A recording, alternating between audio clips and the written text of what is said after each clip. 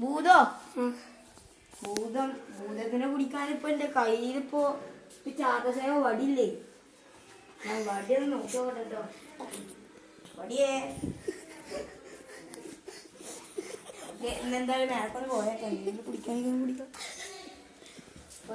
എവിടെ കാണിച്ചാ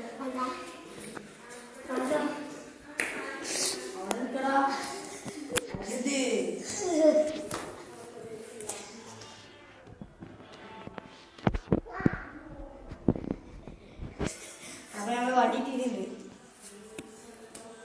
ഇത് മാറിക്കടാ. ഇച്ചിരി വേക്ക കറി പോയിക്ക. ഇത് കൂടുതൽ